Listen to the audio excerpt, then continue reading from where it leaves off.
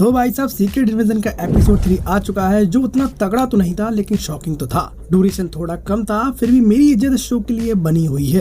खैर इससे पहले तुमने सीक्रेट इन्वेजन के एपिसोड 1 और 2 का रिव्यू नहीं देखा है तो भाई देख लेना, लिंक इन द डिस्क्रिप्शन। तो भाई एपिसोड 1 और 2 की मोटी मोटी स्टोरी बता दूं तो भाई ग्रेविक नाम का स्क्रैल जो कि अर्थ के ह्यूमन को आपस में लड़वा के मिटाना चाहता है, जिसके लिए अपना निक फ्यूरी अर्थ पर वापस आया है इन स्कल्स को रोकने के लिए। इसमें भाई मारिया हिल मारी जा चुकी है, निक फ्यूरी की वाइफ है और वो एक स्कल है।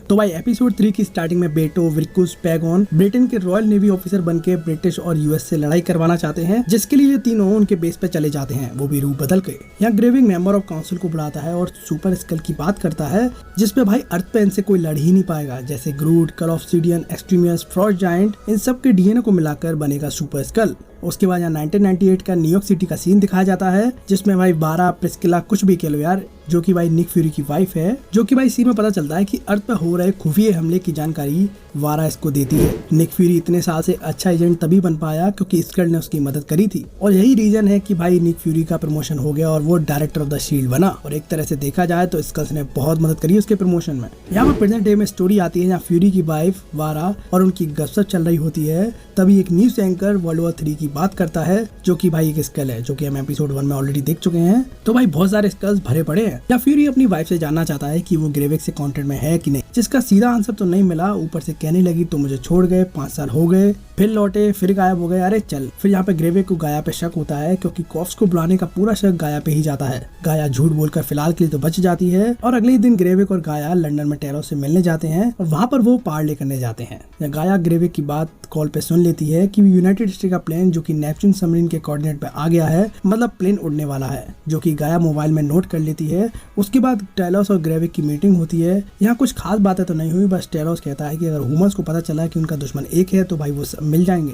बातों की गर्मा गर्मी में ग्रेविक टेलोस पे हमला कर देता है, जिससे उसके सारे पीछे लोग। तभी हमको यहाँ पर सबसे शॉकिंग सीन देखने मिलता है कि वहाँ पर सारे लोग स्कल हैं, जो कि भाई अपनी लीडर की प्रोटेक्शन के लिए आए हैं। फिर भी भाई टेलोस एक चाकू ग्रेविक के हाथ में मार ही देता है क्योंकि उसने गाया को मारने की धमकी दी थी। या फिर फ्यूरी टेलोस की मदद लेता है। यहाँ पर नेपच्यून सबमरीन की इन्फॉर्मेशन वो सोनिया से लेता है। यहाँ सोनिया उसके आउल कैमरा के बारे में जान जाती है, जो कि हमने एपिसोड 1 में देखा था। सोनिया की पर्सनैलिटी बहुत अच्छी है, I love this character man. और उसके बाद वो नाम बता देती है और इन्फॉर्मेशन शेयर कर देती है। और अगर ये लॉन्च हुआ तो भाई वर्ल्ड वॉर 3 पक्का है। अब भाई लॉन्च को रोकने के लिए ये लोग कॉमोडोर रॉबर्ट फेयरबैंक्स के यहाँ जाते हैं। यहाँ उसके अड्डे पे पहुंच जाते हैं, यहाँ बॉब को कन्फ्रंट कर लेते हैं। यहाँ रॉबर्ट के सन को गन पॉइंट पे रखते हुए मामला संभलता है। यहाँ हमें पता चलता है कि फ्यूरी को कोई निक नहीं बुलाता है, तो मे भी भाई रोडी स्कल है, क्योंकि उसने एपिसोड 2 में निक बोला था। फिर यहाँ रॉबर्ट लॉन्च की टर्मिनेट कोड नहीं बताता। यहाँ फ्यूरी के पूछने के बाद भी कुछ नहीं हुआ। रॉबर्ट टेलोस की बेटी के बारे में कुछ कहता है, जिससे टेलोस अपना आपा खो देता है और शूट कर देता है। फिर यहाँ टेलोस गाया को कॉल करता है। यहाँ वो असली रॉबर्ट की मेमोरी से कोड निकलवाता है, जो कि एक फ्रैकिंग पॉट्स में है। यहाँ यूके की प्राइम मिनिस्टर दिखती है, न्यूज एंकर, सारे लोग यही हैं। फिर गाया टर्मिनेट कोड तो दे देती है, जिससे लॉन्च तो रुक जाता है, लेकिन गाया को ग्रेविक कन्फ्रंट कर लेता है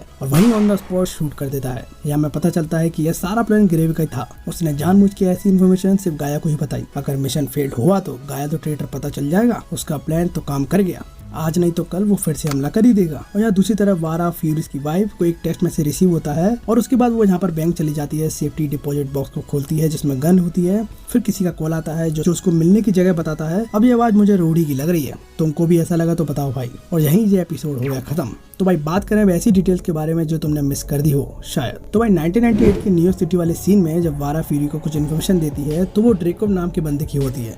और अगर तुम्हें याद है तो ये बंदा वही है जिसने अपनी नताशा को ब्लैक विडो बनाया था। ये है रेड रूम का मालिक, जो कि भाई ब्लैक विडो की मूवी में दिखा था। नंबर 2, जब टेलोस ग्रेविक को चाकू मारकर निकल जाता है तो ग्रेविक का हाथ बिल्कुल एक्सट्रीमिस्ट की एबिलिटी जैसा ठीक होता है, जो कि भाई आयरन 3 में दिखे थे। भाई ये बंदा फुल सुपर स्कल बनने के बाद तो बैंड बजा देगा। नंबर 3, जब ग्रेविक को चाकू मारकर टेलोस बाहर आता है तो एक बुढ़ा उससे टकरा जाता है और अपना फोन उसको दे देता है। ये और कोई नहीं बल्कि गाया थी। आई नो सबको पता है, लेकिन भाई तुम्हें ये पता है जिसका रूप उसने लिया था वो बुढ़ा उसके पीछे ही खड़ा हुआ था, चाहे तो ये देख लो। और शायद इसको देख के ग्रेविक का शक गाया पे गया होगा। खैर इन तीनों एपिसोड से एक बात तो पता चल चुकी है कि ग्रेविक बहुत ही रूथलेस है। वो बहुत स्टबर्न है, किसी की परवाह नहीं करेगा, जो आएगा उसको मार देगा। मारिया को मार दिया, गाया को भी मार दिया, और ना जाने कितनों को मारेगा। एक तरह से वो अपने स्कल बरादरी को भी मार देता है। उसके लिए मिशन इंपॉर्टेंट है, लोग नहीं। अब वो तो सुपर स्कल बन गया है, तो पूछो मत क्या क्या करने वाला है। ग्रूट एक्सट्रीमस वाली पावर तो हम थोड़ा बहुत देख चुके हैं, अब आगे देखते हैं कि फ्रॉस्ट बीस्ट और कल ऑब्सिडियन को कैसे यूज करेगा। तो भाई बहुत बड़ा सवाल है कि गाया अभी मरी है कि नहीं। नहीं तो भाई मुझे लगता है वो समहाउ बच जाएगी, क्योंकि भाई ट्रेलर में उसके बहुत सारे सीन देखे हैं तो अभी तो नहीं मरेगी। और अगर ये मर चुकी है तो या फिर ऐसा हो सकता है कि एमिला क्लार्क वाला कैरेक्टर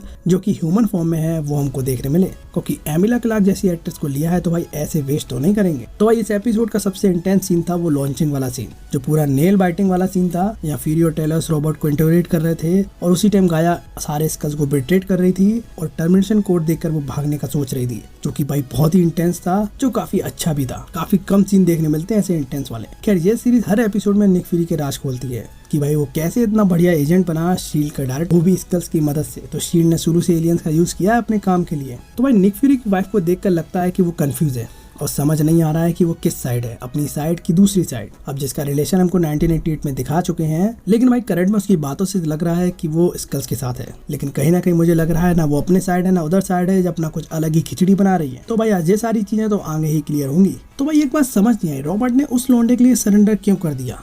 चलो ये तो स्कल है और रियल रॉबर्ट तो वहाँ पर फ्रैक्टिंग पॉड में बैठा हुआ है, तो ये लौंडा भी स्कल था क्या? सच में इसका लौंडा था क्या? तो ये लौंडा किधर है? तो वो भी फ्रैक्टिंग पॉड्स में बैठा है। यहाँ पर मुझे क्लैरिफाई नहीं मिला। तो भाई अगर तुम्हें कुछ जानते हो इसके बारे में तुम कमेंट में बता देना यार। हाँ तो भाई ओवरऑल एपिसोड 3 अच्छा था, काफी राज खुले, एक्शन थोड़ा कम था, निक फ्यूरी और उसकी वाइफ का रिलेशन देखने मिला, ग्रेविक के इंटेंशन और क्लियर हो गए और ये कितना ज्यादा खतरनाक है वो भी पता चला। तो भाई तुम्हें ये एपिसोड कैसा लगा तुम मुझे बता देना और भाई बने रहिए मूवीज के मास्टर पे।